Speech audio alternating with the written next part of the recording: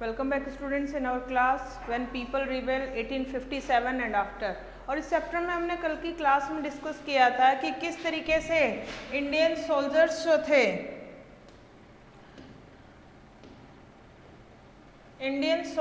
जो थे उन्होंने रिबेल किया।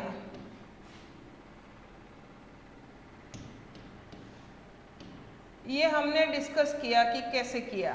फिर हमने डिस्कस किया द कंपनी फाइट्स बैक, कि कंपनी जो है वो इस रिबेल के लिए वापस जो है वो जवाब कैसे देती है। ये भी हमने कल की क्लास में डिस्कस किया था। ठीक है, तो ये सब हमने कल की क्लास में डिस्कस कर लिया था कि 1857 की रिवॉल्यूशन जो है वो या रिबिलियन जो है वो किस तरीके से हुई थी, कैसे कैसे सैनिकों ने इस क्रांति को किया। मेरठ से शुरू होकर दिल्ली तक गई, किस तरीके से इन्होंने मुगल एम्परर बहादुर शाह जफर को अपना लीडर बनाया, परसुएड किया, लीडर बनाया और फिर क्रांति को आगे बढ़ाया। धीरे धीरे क्रांति जो है किस तरीके से पूरे देश में फैल गई और इस रिबिलियन ने अपरूट कर दिया था या कोलैप्स कर दिया था किसको? कंपनी रूल को। ठीक है, तो ये हम डिस्कस कर चुके हैं ऑलरेडी। आज हमें जो डिस्कस करना था वो ये था कि आफ्टरमैथ 1857 रिवॉल्यूशन जो है वो आज हमें डिस्कस करना था कि 1857 की जो रिवॉल्यूशन हुई उसके बाद क्या हुआ था। तो जैसा कि हम ऑलरेडी डिस्कस कर चुके हैं कि सैनिकों ने किस तरीके से विरोध किया था और इस क्रांति का नेतृत्व जो है वो किसने किया? बहादुर शाह जफर ने किया। तो हम कहेंगे आफ्टरमैथ। आफ्टरमैथ का मतलब जो है हम किससे ले सकते हैं?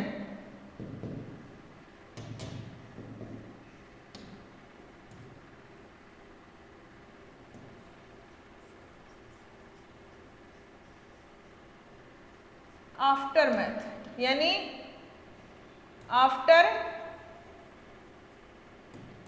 The rebellion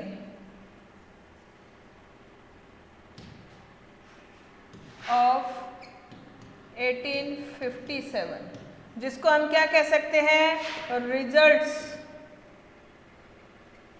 results of the rebellion.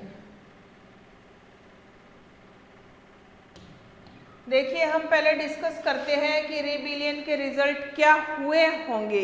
हमने अभी पढ़े नहीं है, पहले हम आपस में डिस्कस कर लेते हैं कि रिजल्ट्स क्या हुए होंगे। तो देखिए, सबसे पहले अगर हम देखें तो सबसे पहले जो है स्टार्टिंग किसने की थी?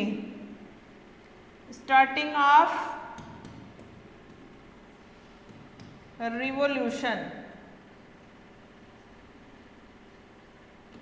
किसने की? सोल्जर्स ने। ठीक है, तो सबसे पहले एक्शन किसके विरुद्ध लिया गया? सोल्जर्स के विरुद्ध। ठीक है, तो क्या लिया गया? अगर हम आपस में डिस्कस करें तो चैप्टर अभी हमने नहीं पढ़ा है, तो हम आपस में डिस्कस कर रहे हैं कि भाई क्रांति जब सैनिकों ने सबसे पहले की, तो जब आपस में दो लड़ते हैं तो जब उनकी सुलह होती है तो सबसे पहले क्या देखा जाता है कि शुरुआत किसने की थी। भाई क्लास में दो बच्चे लड़ रहे हैं, टीचर आ गया तो टीचर पूछेगा कि भाई शुरुआत किसने की थी, तो जिसने शुरुआत की उसी को पनिश किया जाएगा सबसे पहले। तो उसी तरीके से शुरुआत की सोल्जर्स ने, तो सबसे पहले पनिशमेंट किसको मिलेगा? सोल्जर्स को मिलेगा। तो सोल्जर्स को क्या पनिशमेंट मिला? क्योंकि जीते तो थे ही नहीं, इंग्लिश ईस्ट इंडिया कंपनी जो है वो पूर्णतः निकली तो थी नहीं यहाँ से, तो क्या हुआ? सबसे पहले सैनिकों को पनिशमेंट मिला। पनिशमेंट क्या मिला? कि इनकी जो नंबर ऑफ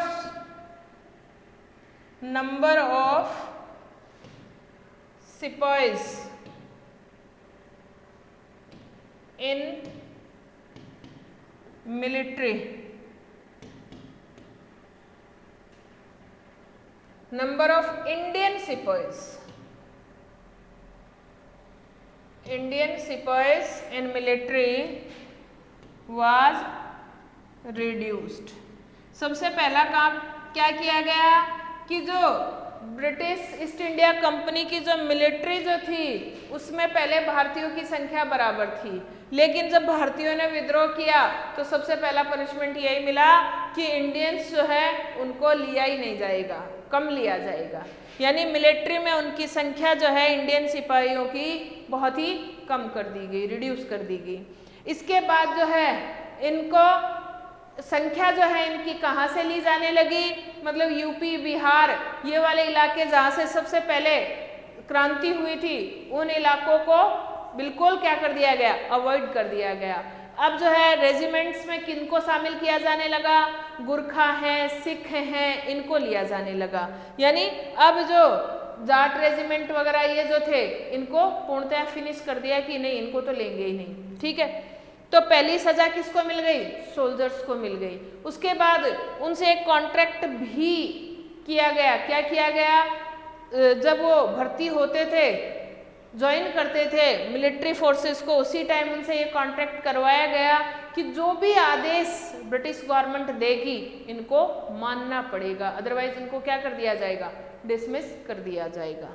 ठीक है, तो ये गाज तो गिरी किस पर, सिपाहियों पर, क्योंकि पहला स्टार्टिंग जो थी रिवॉल्यूशन की वो किसने की थी, सोल्जर्स ने की थी। अगला जो है झेलने वाला कौन था, अगला था मुगल एम्परर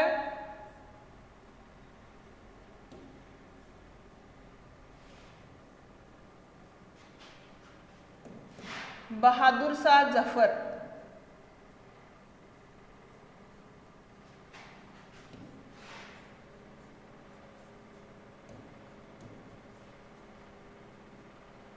क्यों, इसको क्यों झेलना पड़ा, लीडर ऑफ द रिबेलियन। देखिए बार बार आप कंफ्यूज मत होना, रिबेलियन और रिवॉल्यूशन एक ही बात है। ठीक है, तो इस रिबेलियन का लीडर कौन था, बहादुर शाह जफर था। क्यों, क्योंकि जब सैनिक दिल्ली पहुंच गए थे, रेड फोर्ट के बाहर उन्होंने घेराव किया था, तो इसको परसुएड कर लिया था, और ये बूढ़ा था, खुद से तो विरोध नहीं कर सकता था, लेकिन जब इतना सपोर्ट मिला तो अपने आप अंदर से भावना आ गई एक बार फिर शासन करने की, तो इसने इस रिबेलियन की लीडरशिप की, तो दूसरा खामियाजा इसी को भुगतना था। क्या भुगतना पड़ा, emperor and his wife were sentenced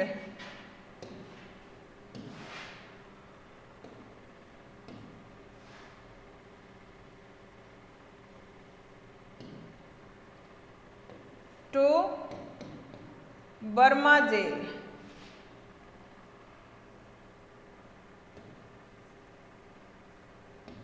Burma या रंगून एक ही बात है, तो बर्मा जेल में इसको डाल दिया गया, और वहीं पर 6 साल के बाद बहादुर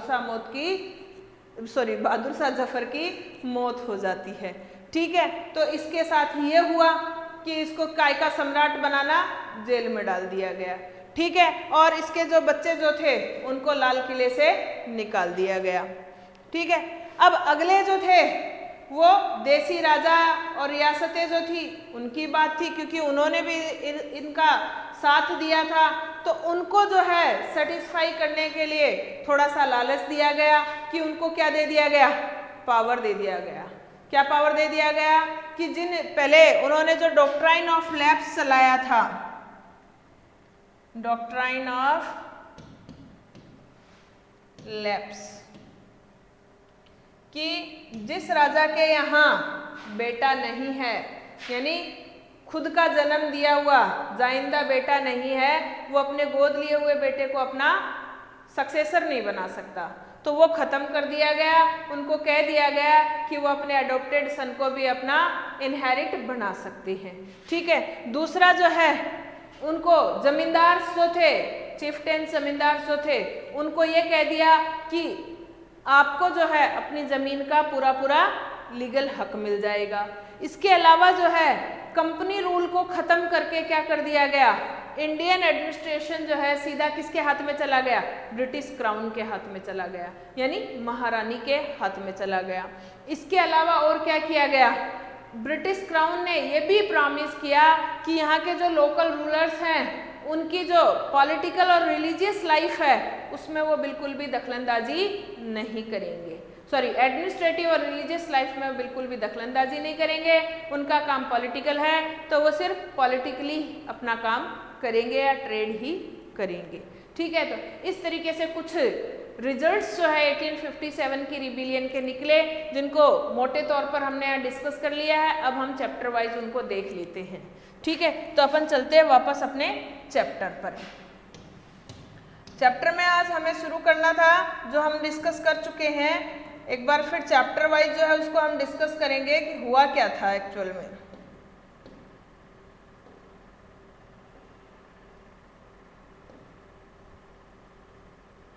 ये आफ्टर मैथ हमें डिस्कस करना है, क्योंकि हमने डिस्कस कर लिया था कि किस तरीके से जो है ब्रिटिशर्स ने भी इस रिबिलियन का जवाब दिया था, रिस्पॉन्स किया था, कि बहुत से जो रिबेल्स जो थे, नवाब जो थे, राजा जो थे, उनको तो क्या कर दिया, मुकदमा चलाया गया और मौत के घाट उतार दिया गया था। अब देखिए क्रांति के बाद क्या होता है। The British had regained control of the country by the end of 1859, but they could not carry on ruling the land with the same policies anymore. अब देखिए 1857 में ये रिबिलियन हुई और ब्रिटिश ईस्ट इंडिया कंपनी जो है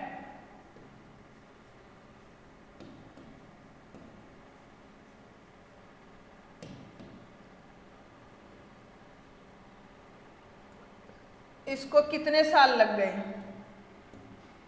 2 years लग गए इस रिबेल को सप्रेस करने में।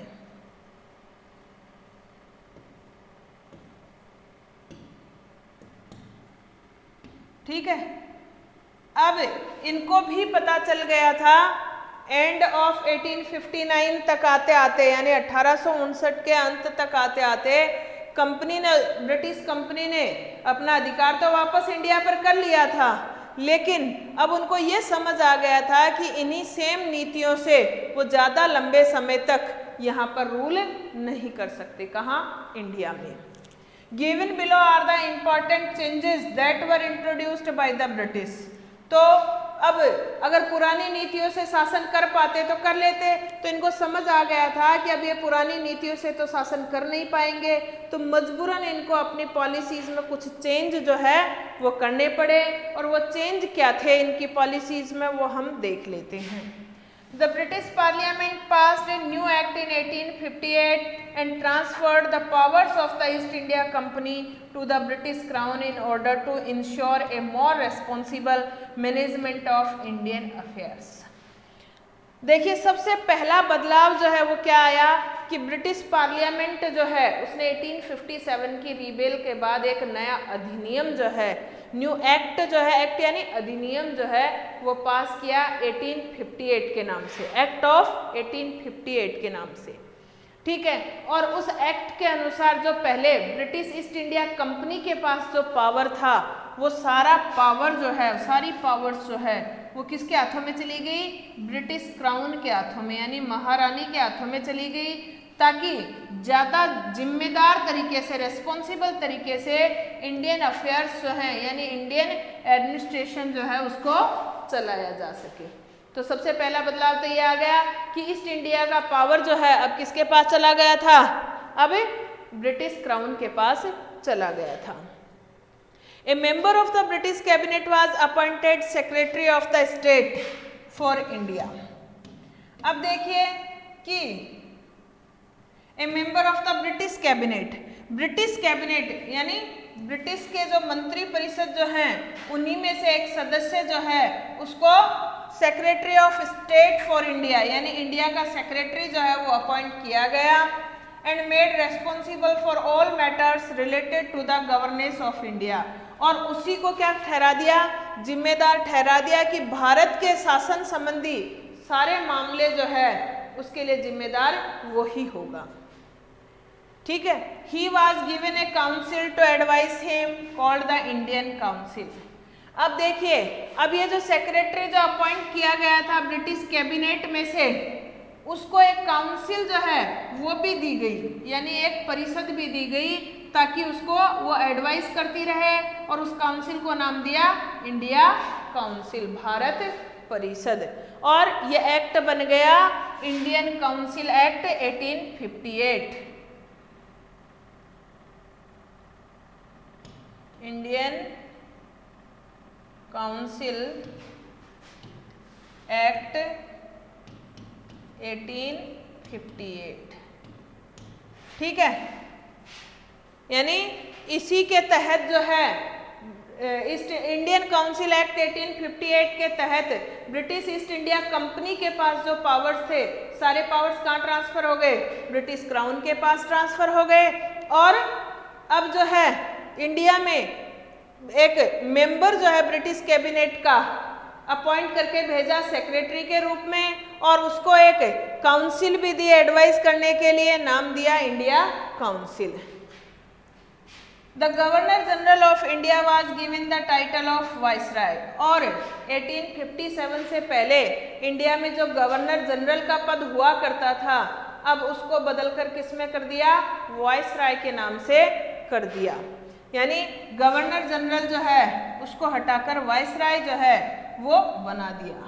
That is a personal representative of the crown.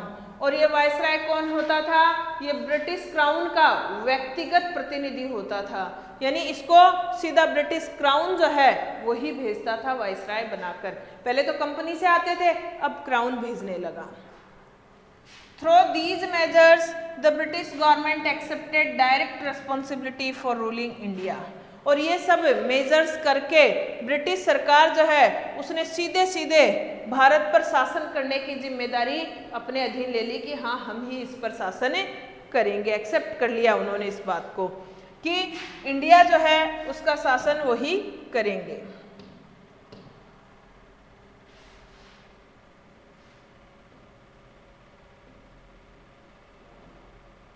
अब देखिए दूसरा क्या रिजल्ट था, दूसरा क्या परिणाम निकला उसको हम डिस्कस कर लेते हैं। All ruling chiefs of the country were assured that the territory would never be annexed in future. कि जितने भी रूलिंग चीफ जो थे देश में, यानी लोकल रूलर्स जो थे, उनको ये विश्वास दिलाया गया कि भविष्य में उनके जो किंगडम्स हैं, उनकी जो टेरिटरीज जो हैं वो उनसे नहीं छीनी जाएंगी। They were allowed to pass on their kingdoms to their heirs including adopted sons। जैसा कि हम डिस्कस कर चुके हैं कि उनको अनुमति मिल गई कि वो अपना साम्राज्य जो है अपने बेटे को सौंप सकते हैं, चाहे वो बेटा गोद लिया हुआ ही क्यों ना हो। यानी अपनी संपत्ति जो है वो अपने बेटे को सरेंडर कर सकते हैं, अपने गोद लिए हुए बेटे को भी अपना सक्सेसर बना सकते हैं। However, they were made to acknowledge the British Queen as their sovereign paramount। लेकिन वो उनको पावर तो दे दिया कि आप अपने साम्राज्य को अपने बेटे के अधीन कर सकते हो, यानी अपने बाद अपने बेटे को गोद लिए हुए बेटे को भी राजा बना सकते हो। लेकिन साथ में आपको ये भी ध्यान रखना पड़ेगा कि आप किसके नीचे हो, किसकी पैरामाउंटेंसी के नीचे हो, ब्रिटिश क्वीन के, यानी ब्रिटेन की महारानी के नीचे ही हो, आप अपने आप में स्वतंत्र नहीं हो। Thus the Indian rulers were to hold their kingdoms as subordinates of the British crown। इस प्रकार इंडियन रूलर्स जो थे उनको अपने साम्राज्य पर शासन किस रूप में करना था, ब्रिटिश क्राउन के सबऑर्डिनेट के रूप में, सहायक के रूप में। ठीक है, यानी जो अंतिम अल्टीमेट पावर जो था, अंतिम पावर जो था वो किसके पास था, ब्रिटिश क्राउन के पास। अब तीसरा, it was decided that the proportion of Indian soldiers in the army would be reduced and the number of European soldiers would be increased. हम पहले डिस्कस कर चुके हैं कि इस क्रांति के बाद भारतीय सैनिकों की संख्या जो है सेना में कम कर दी गई और यूरोपियन सोल्जर्स जो थे उनकी संख्या बढ़ा दी गई थी। ठीक है। It was also decided that instead of recruiting soldiers from Awadh, Bihar, central India and south India, more soldiers would be recruited among the गुरखास, Sikhs and Pathans. और इसके साथ साथ ये भी तय किया गया कि इस आर्मी में, सेना में सैनिक जो है अवध, बिहार, मध्य भारत और दक्षिणी भारत से न लेकर कहाँ से लिए जाएंगे ज़्यादा सैनिक भर्ती किए जाएंगे सेना में गुरखा, सिख और पठान। ठीक है। अब चौथा क्या लिया गया निर्णय? The land and property of Muslims were confiscated on a large scale and they were treated with suspicion and hostility. अब देखिए अगला जो किया गया ये बहुत ही राजनीति के तहत किया गया, फूट डालो राज करो की नीति के तहत। अब देखेंगे आप कि मुस्लिम जो थे उनकी लैंड और प्रॉपर्टी जो थी वो कन्फिस्केट कर ली गई, उनसे छीनकर कब्जे में कर ली गई बहुत बड़े स्तर पर, और उनके साथ संदेहास्पद और दुर्व्यवहार किया जाने लगा। The British believed that they were responsible for the rebellion in a big way, क्योंकि नवाब वगैरह जो है क्रांति में थे, तो अंग्रेजों ने क्या सोचा कि ये मुस्लिम जो है यही इस क्रांति के जिम्मेदार थे, इसलिए उनके साथ बदला कैसे लिया गया? उनके जो जमीन के टुकड़े थे या प्रॉपर्टी जो थी उसको कन्फिस्केट कर लिया गया, उनसे छीनकर कब्जे में कर लिया गया। अगला क्या किया गया? The British decided to respect the customary, religious and social practices of the people in India. अंग्रेजों ने यह भी तय कर लिया था कि जो रीति रिवाज है, धार्मिक और सामाजिक परंपराएं जो है भारतीयों की, वो भी उनका सम्मान करेंगे, यानी उनके साथ कोई छेड़खानी नहीं करेंगे। Policies were made to protect landlords and zamindars and give them security of rights over their lands. उसके बाद कुछ नीति जो है वो जमींदार या लैंडलॉर्ड्स जो थे, साहूकार जमींदार जो थे, उनको सुरक्षा देने के लिए उनकी जमीन पर उनको राइट्स दिए गए, अधिकार दिए गए। Thus a new phase of history began after 1857। इस प्रकार 1857 की क्रांति के बाद एक नया काल जो है वो शुरू हुआ इंडिया का, एक नया फेज जो है वो इंडिया में शुरू हुआ। तो आज हमने क्या देखा? रिजल्ट्स देखे, रिजल्ट्स ऑफ 1857 रिबेलियन। ठीक है, तो इनको हमने बहुत अच्छे से डिस्कस किया है। I hope you have understood very well, बहुत अच्छे से आपने समझा होगा। अब देखिए आगे बढ़ते हैं, तो रिजल्ट्स के बाद जो है ये हमें एक मैप दिया गया है कि कहाँ कहाँ जो है रिवोल्ट के मेजर सेंटर्स जो है वो कौन कौन से थे नॉर्दर्न इंडिया में। तो नॉर्दर्न इंडिया में मेजर सेंटर्स जो थे रिवोल्ट के वो कौन से थे आप देख सकते हैं। झांसी की रानी लक्ष्मीबाई ने किया था, कानपुर में किया, लखनऊ में किया, फैजाबाद में, बरेली में, मेरठ और दिल्ली में। मेरठ से शुरू हुई सैनिक दिल्ली गए, ठीक है। फिर बरेली वाले सैनिकों तक जब सूचना पहुंची तो इन्होंने भी किया, और झांसी की रानी ने भी इनका साथ दिया जब बहादुर शाह जफर शुरू हुए, क्योंकि इनके जो दत्तक पुत्र थे उनको इन्होंने राजा बनाने से इनकार कर दिया था, इसलिए ये भी शामिल हो गए। कानपुर के तात्या टोपे शामिल हो गए, लखनऊ वाले भी, कुंवर सिंह बिहार वाले, ये इधर फैजाबाद वाले, ये सारे जो है इस क्रांति में शामिल हो जाते हैं। ये क्रांति के मुख्य केंद्र थे। और फिर उसके बाद धीरे धीरे क्रांति हर जगह फैलती है, तो उसमें कई आ जाते हैं, जैसे राजस्थान में नसीराबाद से फैलती है, नीमच है, महुआ है, सागर, जबलपुर, नौगांव, नागौर, प्रतापगढ़, जौनपुर, आजमगढ़, बनारस, दीनापुर, इन सभी जगहों में फिर क्रांति जो है वो फैल जाती है। ठीक है, अब देखिए आगे जो है द खुर्डा अपराइजिंग, एक केस स्टडी दी हुई है, एक केस स्टडी है खुर्डा के अपराइजिंग की, जिसको हम डिस्कस करेंगे अपनी अगली क्लास में। आज के लिए इतना ही। Thank you, have a nice day.